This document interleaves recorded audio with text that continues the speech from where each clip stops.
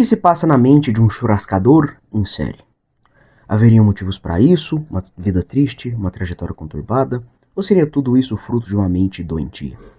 Bem, pessoal, no primeiro trabalho do autor aqui no Brasil, que o catapultou para o mercado no geral, falaremos disso aqui, pessoal. Meu amigo Demer, de Death Break Dev. Vocês estão no Perdi Geek. Sejam muito bem-vindos. E aí, pessoal, espero que vocês estejam bem, tenham gostado das nossas resenhas. Estamos começando mais um vídeo aqui, tá? E como eu disse na introdução, é o quadrinho de estreia do autor no Brasil, mas não o primeiro da carreira no geral. Eu até comentei isso na aquisição, que esse apareceu, ou um outro que quem sabe eu vou trazer para vocês, tá?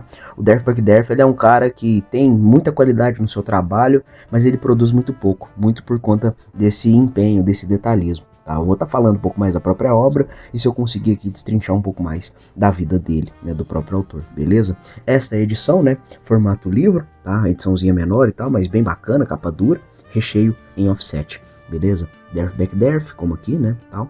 Tem até uns dizeres aqui do Robert Crumb, né, capa, lombadinha, contracapa.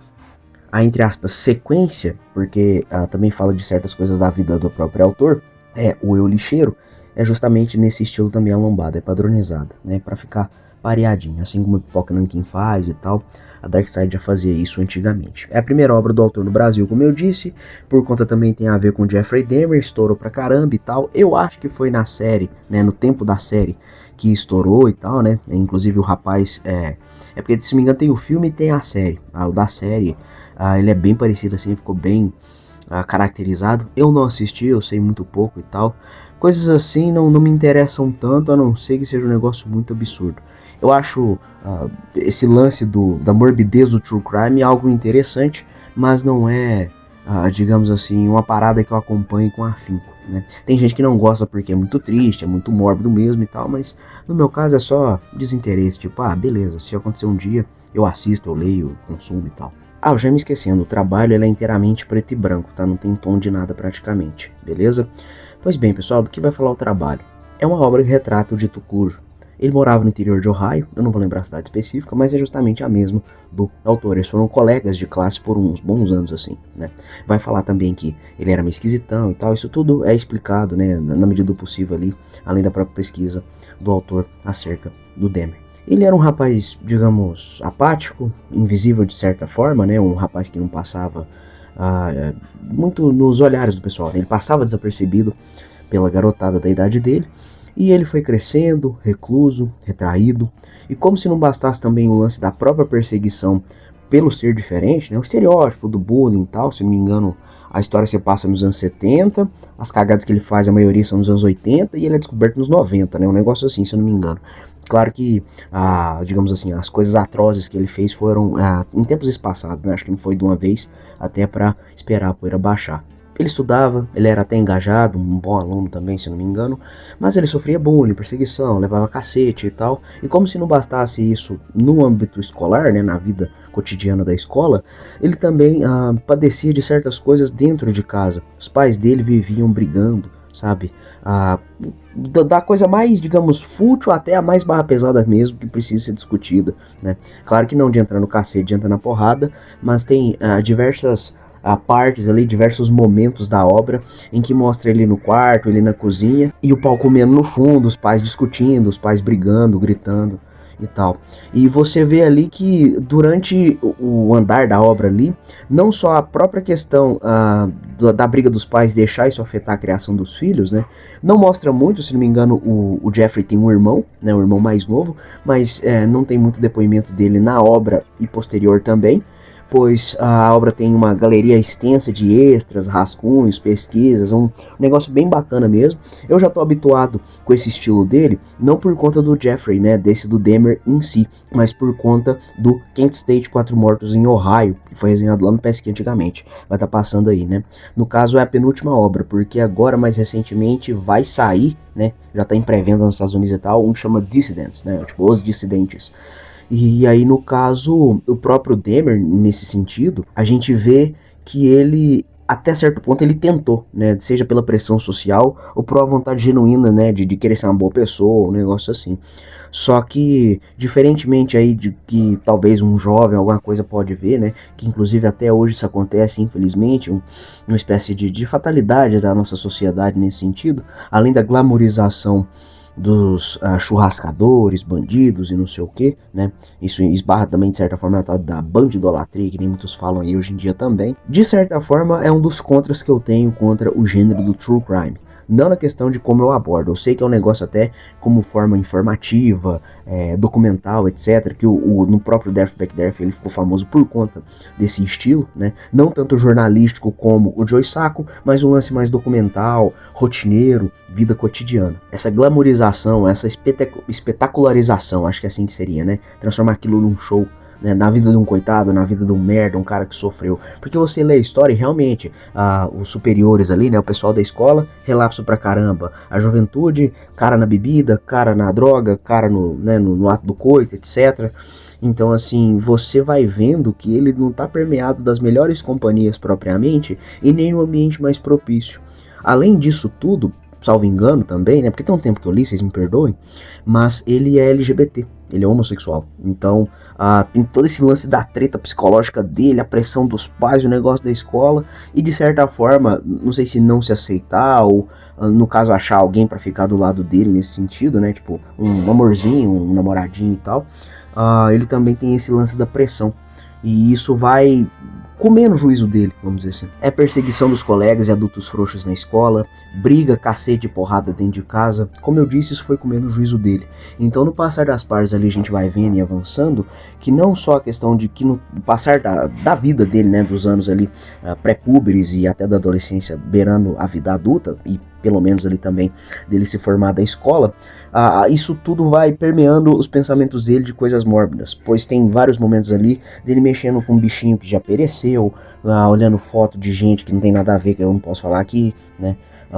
Vocês sabem, né? Pessoal que já foi pro andar superior ou inferior, né? E nisso ele vai se rodeando de atitudes autodestrutivas, vai passando assim, a gente vai vendo que ele começa a cair de cara no gole, muito por conta, não necessariamente de um vício, mas aquele lance de que até hoje, né, de certa forma, os alcoólatras argumentam, é uma desculpa recorrente, né, um motivo recorrente que muitos falam ainda, esquecer os problemas, se anestesiar, ficar tipo, tão grog, tão bêbado ao ponto de não sentir mais nada, ou no caso não lembrar dessas suas próprias rusgas internas, desavenças externas, e ainda assim bebendo e tal, ele tentou, ele teve alguns intentos ali, alguns esforços, mas quando não era do próprio desânimo dele, que ele já tinha entregado os pontos, era a própria situação que não o favorecia, né? Tem uns episódios ali mais pra frente assim, quando ele vai, por exemplo, pra um baile, né? Acho que é o baile de formatura mesmo, de despedida da escola. Ele leva uma menininha meio que, né, sem jeito e tal. Ele desiste, vai beber perto de uma lanchonete, que ele tinha diversos também esconderijos de cachaça e tal, né? Então vai mostrando a vida dele, a rotina dele e como a cabeça dele funcionava, claro, né? De novo aí baseado nos estudos, nas pesquisas do próprio autor. Mas é um material assim bem competente, ele é bem encaixadinho, bem redondinho, coeso, né? Tem uma outra coisa ali que o autor fala, olha, eu tive que mexer aqui para a narrativa poder andar, né? Então, talvez não seja tudo 100%, não é que é inventado, mas uma ordem ali do fato, talvez ele teve que mexer. E mesmo se esforçando, e apesar de alguns, digamos, contratempos na vida social dele, ele foi se sentindo cada vez mais um páreo. Ele tentou, mas acabou que ele via que já era longe demais. Até o ponto também de ele entregar os pontos e, né, quem sabe fazer alguma coisa. O quadrinho, né, já fica a dica pra vocês. Eu não caí do cavalo nesse sentido, mas eu pensei que mostraria. Mas durante os extras, algumas explicações posteriores na própria edição, o próprio autor fala, gente, eu não queria transformar isso justamente numa espetacularização do cara, né? Ele, desde quando eles eram moleques, ele já percebia que o Dahmer não batia muito bem da cabeça. E uma coisa ou outra, ele até tentou se mexer. Só que na contramão também, por conta da própria, digamos, a dinâmica da juventude dos anos 70, vamos brincar assim, né? Então tinha muito lance de ele se humilhar. No caso do Dahmer, ele imitava eu não vou fazer aqui porque eu acho uma maldade, uma sacanagem imensa. Ele imitava como se fosse uma pessoa epiléptica, uma pessoa tendo uma convulsão, então ele falava meio assim, com a boca torta. E tem uma explicação. De primeiro momento eles achavam até que era um cara que era colega da mãe dele. Eu não lembro se ele era decorador de casa ou mexia com trem de imobiliária, mas depois, mais adiante, a gente descobre, né, até na própria explicação da narração, falava que não era só isso, mas principalmente a própria mãe dele, que sofria de depressão, tomava remédio igual balinha, tinha crises convulsivas, uma coisa muito, muito triste, assim, muito barra pesada. E aí o que seria de um primeiro momento uma parada cômica, tentando ser engraçada, né? No caso ali pra mim eu ri umas 2 vezes, depois eu fiquei de saco cheio, mas isso é tipo assim, espelhando, né? Reprisando o que acontecia na vida rotineira. Então, digamos assim, ele não tinha um grande arcabouço cômico, ele não era um piadista, né? Um piadeiro, vamos brincar assim, né? Ele não era um cara muito ligado ao humor, talvez muito por conta do que ele já passou e das noias da cabeça dele. Então, quando ele tentava fazer um negócio, era completamente fora de time, no momento inoportuno. Se não me engano, tem um rapazinho que estão andando, quase ali já, vamos dizer assim, no começo do último ano da escola, vamos falar assim, né? Um rapazinho cai e ele fica rindo, não sei o que, né? Brincando, aquela risada do bola, e tal. E no caso, acho que é o próprio Derby fala, mano, o que você tem na cabeça, velho? O cara caiu, machucou, deixou os bagulhos dele cair. Aí ele, mas eu achei que foi engraçado, tipo um negócio assim, né? Ele fala, pô, bicho, se apruma, se orienta, né? Te orienta, cria tipo, ajuda o rapazinho e tal. Aí o Demir fica, pô, e tal. Que aí é aquele negócio, né? Que você vê que o cara tá tentando, nem que fosse de forma mascarada, que grande maioria foi mesmo, tentando se apegar ou ao mínimo de humanidade, né? O tic-ting ainda falta nele, né? Pra acabar o resto, ou pelo menos pra tentar se enturmar. Que aí é o lance que eu falei da própria humilhação, que aí que nem a gente falou e tal, desse negócio da explicação sobre a mãe dele, né? O cara meio que num humor mórbido, usando a mãe de referência para fazer chacota e ainda por cima se humilhando na frente dos outros. Então, da mesma forma que ele era apagado no começo, foi passando os anos, ele foi ficando mais forte, começou a puxar ferro e tal, porque era um dos poucos passatempos que ele tinha, ou que o distraíam, um negócio assim. Ele tinha uns aparelhos em casa também, e nisso ele vai se mantendo nesse negócio da brincadeira, da gozação, mas de uma forma bem autodepreciativa, sabe? E aí você vê que lá na frente também com o lance da bebida e tal, que o cara ele não tem digamos assim, um senso de autopreservação. É bacana ver como ele alterna, né? A visão da turma do Derf, a visão do próprio Demir, quando eles se encontram, histórias por fora, cada um com o seu. Né? Tem até uns epílogos, vamos dizer assim, né? Uns trechos não utilizados. É uma edição bem bacana, muito decente, a forma como conduz a narrativa, as perspectivas e tal, né? Tem diversos momentos que acontece uma cagada, aí o Def, enquanto o narrador, fala onde estão as porras, né? Onde caralhos estão os adultos nesse momento? Seja no caso os pais para amparar, mas no caso eles estão preocupados em brigar, né? Não pensam muito nos filhos, né? Eu até lembrei muito de 2 músicas, não tem nada a ver, mas é o Kids Aren't Alright, do Offspring, né? E acho que é Stay Together for the Kids, que é do Blink 182, né? 182. Que tem, no caso, esse lance ou da degradação da juventude, e acho que no Stay Together é sobre separação dos pais, um bagulho assim. Ficou isso ruminando nas minhas ideias. E no caso assim, pessoal, agora mudando um pouco pra arte aqui, é bacana. O traço dele é bem característico, bastante cartunesco, né? Não supera, por exemplo, na minha opinião, o que está no Kent Stage, mas aí você tem que relevar também que é, digamos, se não me engano, o segundo trabalho encadernado do cara. O primeiro, acho que é aquele Punk Rock The Trailer Parks, um trem assim, eu até falei nas aquisições respectivas que apareceu esse volume, mas é um traço legal, ele compensa, assim, não é que ele é duro, mas ele não tá afinado, ele não tá ajustadão, bacanão, assim, que nem como, por exemplo, no próprio Kent State. Mas aqui, de qualquer forma, tirando essa questão que talvez não é um amadorismo, né, o cara viveu fazendo isso por anos e anos, mas vamos dizer assim, ele não tá no auge dele, vamos dizer assim. Mas para compensar isso, tem bastante momento de sombreado, cenas dramáticas, closes intensos, momentos assim que eu não sou muito de me envolver com a obra em si, mas é de se admirar, né, o lance do quadro todo enegrecido, né, em vez de ser as calhas da página serem brancas, tá tudo preto, a forma como ele põe, os closes do que ele faz, né, um momento, por exemplo, que ele esfaqueia um peixinho que não era para ter feito isso, mostra ele suando, quando ele vê um cara que fica toda hora ruminando nas ideias dele, tipo assim, eu passo ele ou não passo, o que eu faço, como é que eu vou, né? Então, digamos assim, ele não tá na sua mais alta forma por conta disso, né, que é o segundo encadernado dele, vamos dizer assim, mas de qualquer forma, por conta de todo o entorno, todo o clima que ele já imprimiu na narrativa, e por conta desse lance dos sombreados e tal, né, o excesso de tinta, o excesso de nanquim, compensa todo o resto. Como eu disse, closes dramáticos, cenas intensas, o excesso de tinta para trazer um clima mais soturno, mais sombrio, além da, digamos, a própria desgraceira da própria vida do Demer, né, que é salpicada ali, permeado por toda a obra, toda a narrativa. E antes da gente encerrar, gostaria de deixar aqui um tratado, né, um manifesto. Como eu disse anteriormente, esse lance do True Crime eu acho legal como forma documental, justamente como é o meu amigo Demer, documentários aí e tal, quando bem feitos, quando decentes. Eu sou contra essa espetacularização da desgraça do serial killer, entre outras coisinhas. Não contra no sentido de, oh meu Deus, quem vai ver vai querer repetir. Isso é igual qualquer outro assunto de videogame, filme, não sei o que, né? A mídia violenta. Isso, a pessoa ela já não tá batendo bem. Talvez muito propriamente como o próprio Demer, né? Vamos falar assim.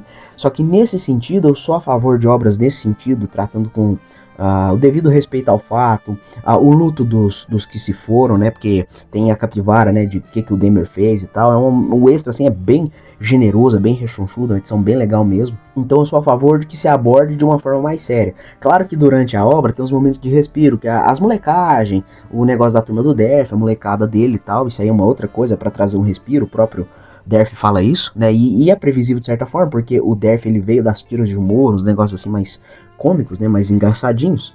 Mas eu sou contra fazer como se fosse, por exemplo, né? Teve gente na época quando isso aqui saiu que algumas pessoas entenderam isso, não ironicamente eram adolescentes resenhando, então muito por conta dessa questão do ele é um coitadinho, ele é não sei o que. Não, ele não é nem o fruto do meio na questão de olha o tanto de bosta que aconteceu e ele era um cara legal. Não, mostra que é uma, digamos, uma conjuntura, né? Um alinhamento de todos os astros ali, a cabeça dele, o ambiente familiar, o ambiente escolar, digamos, relapso, né, frouxo, relaxado, todo ali o corpo de professores e diretores. Quando aconteceu um monte de merda, se não me engano, acho que até nos extras tem alguns membros da escola. Uns alunos da época falavam que realmente procede certas coisas, atitudes e pensamentos. Os professores e alguns diretores tentaram tirar o deles da reta, falando que não era assim, que ele parecia ser um cara normal e tal. O que é engraçado, porque ele mal era visto, porque ele estava bebendo ou escondido, sei lá, fazendo qualquer outra coisa indevida, vamos dizer assim. E o Derf fala isso 300 vezes durante a obra e no final também. Isso não é, digamos, uma passação de pano para fazer ele de coitado. É justamente uma obra que tenta retratar ao máximo o fato, né? Que no caso ele é um cara que já padecia de alguma coisa e todo aquele ambiente, todo aquele entorno foi comendo o juízo dele. Quem sabe se ele tivesse tido a coragem, um âmbito ou alguém para auxiliá-lo, né? O próprio Derf, se não me engano, ele fala ali durante os momentos da história que ele se arrepende um pouco dele, poderia ter estendido a mão ou conversado, mas, né, moleque, o que você espera de juventude, principalmente dos anos 70, que tá preocupado em, né, catracar, beber, usar substâncias? O que você vai pensar disso? Por mais avesso aos modismos que eu seja, e com toda essa explicação que eu disse anteriormente, né, essa sanha pelos churrascadores em série, esse lance do true crime, entre outras coisinhas, a qualidade da obra é inegável, tá? Ele é muito bacana. Comprei muito mais pelo nome do Derf Buck Derf, porque na época que saiu, nossa, é sobre o Jeffrey Dahmer, não sei o que, aí saiu o bagulho da série, não sei se era Netflix e tal, nossa, que legal e tal, então ela fez um boom, até porque a Darkside, é que eu brinco, né, ela é uma editora de livraria, ela é uma editora até certo modo de boutique, né, que vive de aparência e tal. Por exemplo, você também quase não vê muitos livros em capa cartão, eu acho que só vi um ou dois a minha vida inteira, e foram edições bem espaçadas, assim, bem no começo da editora. Então, nossa, o negócio estourou e tal, tal, tal. E eu sempre me mantive avesso por conta também do hype. Como vocês bem sabem, eu sou meio avesso a esses tipos de modismo, né? Por conta da época que nem eu falei, e hoje em dia por conta desse lance, desses criminosos excêntricos, né? Com essas vidas diferentes, né? Incomuns. Podem ler, muito bacana. Se você já interessa no tema, vai chovendo molhado, dependendo, você não vai nem ver tanta graça. Se você já é, né, rato, né, se você já é fissurado nesse tipo de tema. Agora, se você é como eu, que curte o autor, principalmente por conta do Kent State, ou tá procurando um negócio fora dos super-heróis, uma leitura mais densa, um negócio bacana, e neste caso extremamente documental, é um bagulho muito competente, muito bem feitinho, com certeza é uma leitura para você. Ela é muito válida, tá? Tanto enquanto obra documental, quanto true crime, se você gosta também, mas também uma leitura per si. Se você está começando os quadrinhos, quem sabe também pode ser uma boa pedida para você. E é isso, pessoal, uma obra com certeza, por conta de certos fatores, eu acho que vai ser melhor para maiores de 16 ou 18 com garantia, tá? Mas é isso, muito obrigado por tudo, nos vemos aí na quarta-feira, aquisições, qualquer outra coisa que vai vindo aí, tá? livepix.gg/perdgeek para você colaborar com qualquer valor ou R$10 para uma perguntinha do nosso Correio Multiversal, fica a seu critério que tocar seu coração. Tudo bem? Nos vemos numa live, numa nova lista de vendas, qualquer coisa por aí na internet. É só chamar que tamo aí, beleza? Um beijo, um abraço, nos vemos na próxima. Tchau, tchau.